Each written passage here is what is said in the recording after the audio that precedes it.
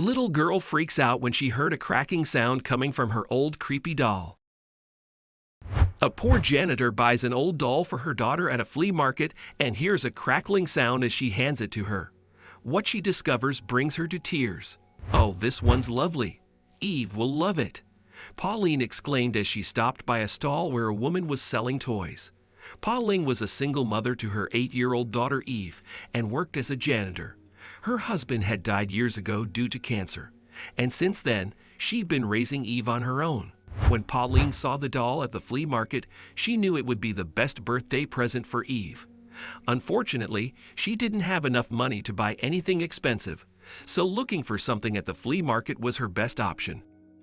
When Pauline decided to buy the doll, she was so preoccupied with the thoughts of Eve that she didn't bother to inspect it.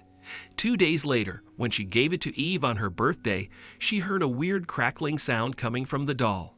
"A few days earlier, Mommy," said Eve sadly, "can you get me a doll?"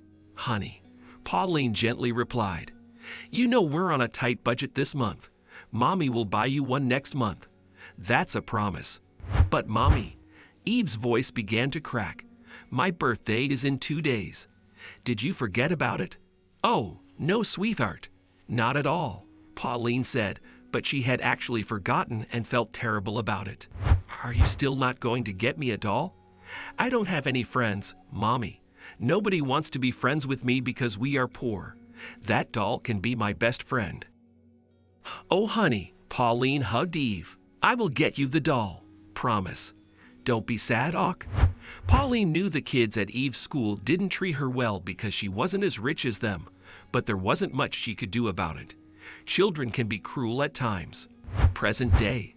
Pauline was delighted after buying the doll. She couldn't wait to give it to Eve and see her beautiful smile. The doll was one of those vintage kinds, holding a tiny baby in her arms. "Oh, Eve will be so happy."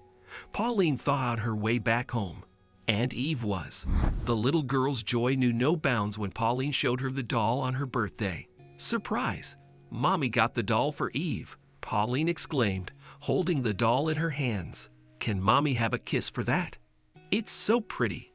"Thank you, Mommy," Eve chirped as she kissed Pauline on the cheek. As Pauline handed over the doll to Eve, she suddenly heard a strange crackling sound. What was that? Pauline wondered. She shook the doll, holding it close to her ears, and heard the crackling again. "Mommy, give it here. I want to hold my doll. Please," Eve said, excited to play with it. "1 second, honey. I think there's something in here." It was then that Pauline examined the doll and found a secret pocket sewn into the doll's outfit. She undid the loose threads around it, and a note fell from it. Eve quickly picked it up and said, "Mommy, it says, 'Happy birthday, Mommy.' It's not your birthday. It's my birthday. This is so silly." When Pauline read the note, she noticed the message seemed like it was scribbled by a child. At that point, the thought of the woman selling the doll flashed through Pauline's mind. The next day, she returned to the flea market with the doll, and luckily, the woman's stall was still there. "Oh, I'm glad I found you here," Pauline said. "I bought this doll yesterday, and I found a note inside." When the woman, Miriam, saw the note, her eyes welled up. "My daughter got this doll for me," she said quietly. "She passed away 2 days before my birthday. I'm sorry." The woman covered her face as her tears started to flow.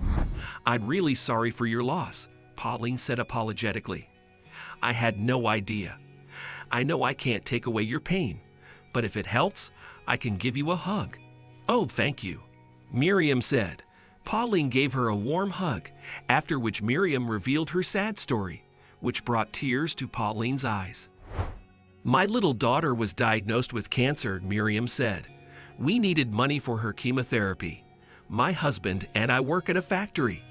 We didn't have enough money to cover her hospital bills, so we set up a stall here to sell our old furniture and things we didn't need. But we couldn't save our daughter. She left us too soon.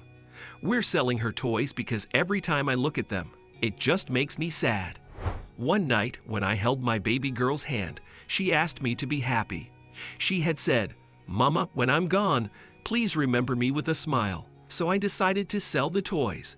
She had bought that doll, saying it would remind me of her. I'm sorry I feel like I'm oversharing with you, but my heart feels really relieved today. Thank you for listening to me." As Miriam finished, she broke down into tears again. Pauline consoled her, and the two women talked about their lives for a while. Pauline told her how she'd been raising Eve by herself and invited her over to spend time with them.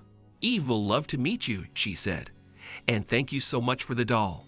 It made my daughter's day. I'm sure your daughter is looking at you and smiling." "Thank you again," she added before she left. A few days later, Miriam visited Eve and Pauline at the trailer where they lived. "This is an appreciation of your kind heart and patience in listening to me that day. I hope this helps you at Eve," Miriam said, handing Pauline an envelope. When Pauline opened it, she found a couple of dollar bills inside, $3,000 in total. "Oh, Miriam, we can't take this. This is a lot." No, this doesn't feel right." "You can take it, Pauline," Miriam insisted.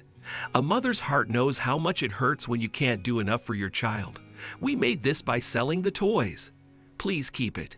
If not for my sake, please keep it for Eve's sake." Pauline cried. "Oh, Miriam, thank you. This will help us a lot. Thanks."